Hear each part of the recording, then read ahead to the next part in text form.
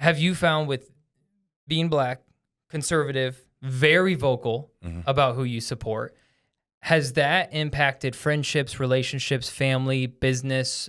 I wanted to ask you about sponsors even. Yeah, 100%. How has that been for you? It has impacted me in a very positive way, right? You know, you have the initial inertia of negative things, but then it net positive. Because, you know, some people in my church was so mad at me for going to that Trump thing. And I'm like, what are y'all even talking about? Like, if you had a relationship with God, you should be open to listening to other things. And if it's wrong, it's wrong. You know, you can't just be closed-minded.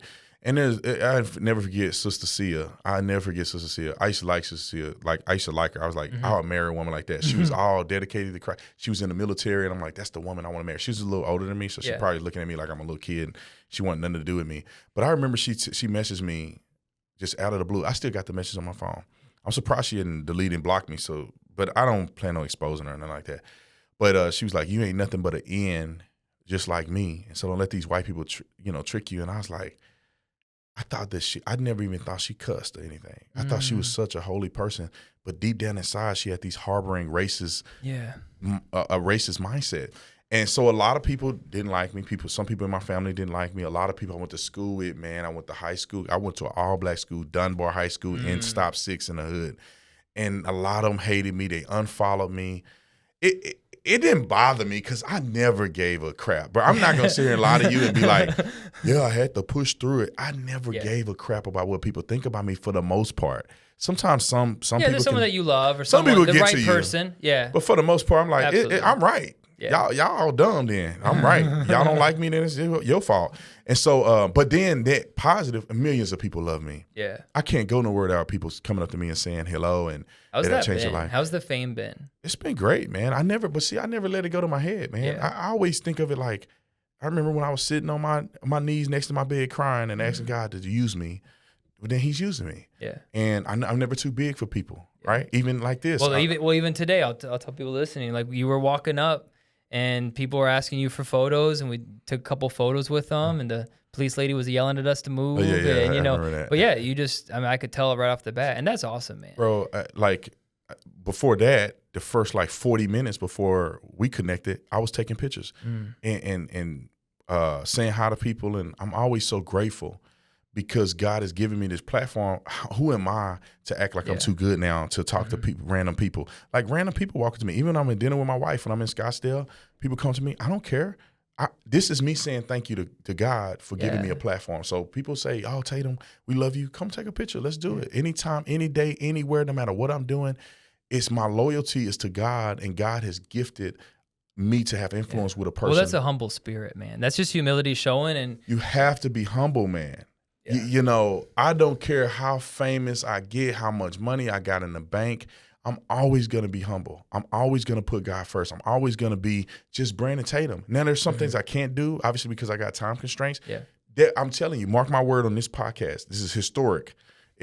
When one day, I don't know, I'll be the president or something one day, I will never change who I am. When I say who I really am, who God has called me to be, not like I may change the way I think about certain things because obviously I grow in wisdom. Yeah. But like the genuineness of me, always taking pictures with people, shaking hands, loving on people, that will never change. Yeah. And I think one of the things that keeps people grounded is who you surround yourself with. I know for me, I'm nowhere near where you at, but people in my church are starting to view me as like right? Maybe, I'm still working on the belief thing, but people in my church are like, hey, bro, like things are happening. And my wife is this like constant grounding for me. And then I have my friends that I work out with every morning. And I was talking to one of them, I'm like, hey, bro, I just want you to let you know, like, I'm always working out with you. Yeah. Like always. Like we're like nothing is ever, his name's Brandon as well. Oh, that's cool. He listens to every single one of my podcasts. And to surround yourself with the right people, especially when no one's listening to you, you're nobody, and you have that like one friend that's like, bro, just listen to your podcast. It was awesome. You got it. Yeah. Those people, you surround yourself with, they're the ones that are going to keep you grounded. And you got to put things in perspective, right? I mean, as popular as I think I am, I'm not as popular as Michael Jackson was, right? Right? I mean, people are crying. Or Trump and another. Trump, like Trump should always keep every conservative humble.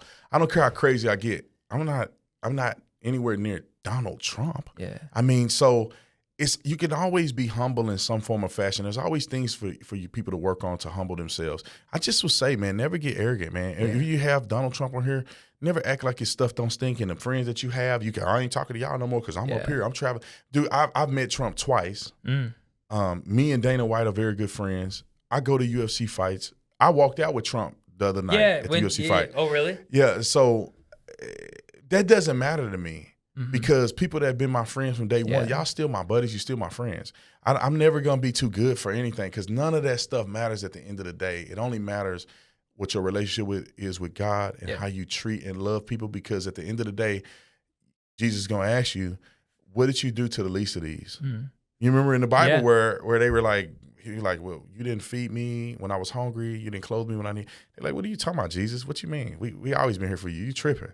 Yeah. You go, no, not what you did to me. Yeah. What you did to the least of these. How you treated the poor. The little people, the kids, the people who are defenseless. How did you treat them? That's how you treat me. That's why I never poo-poo people at events, man.